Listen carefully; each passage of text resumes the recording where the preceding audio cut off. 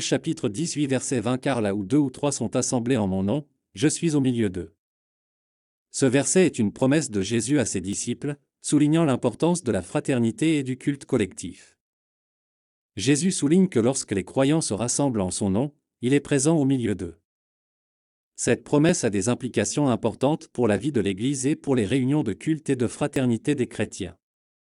Il souligne l'importance de l'unité et de la relation entre les croyants, ainsi que la centralité de Jésus dans leur vie.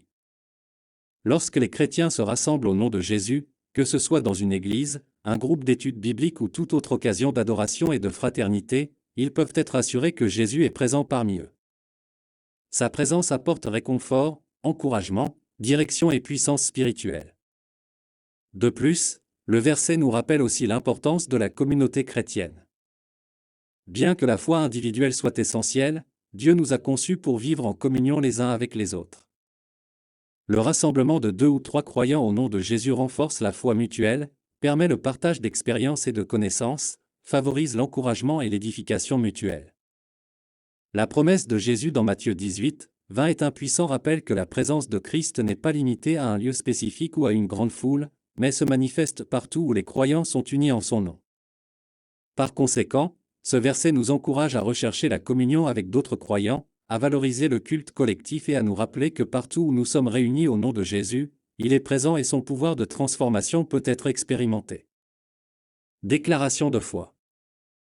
Seigneur Jésus-Christ, je confesse que je suis un pécheur et que je suis séparé de Dieu à cause de mon péché, je me repens de mes péchés, et je reconnais le Seigneur Jésus-Christ comme le seul et suffisant sauveur de ma vie, et dirige-moi à la vie éternelle, et écris mon nom dans le livre de vie. Amen. Éphésiens 2 versets 8 et 9 Car c'est par la grâce que vous avez été sauvés, par la foi, et cela ne vient pas de vous-même, c'est un don de Dieu.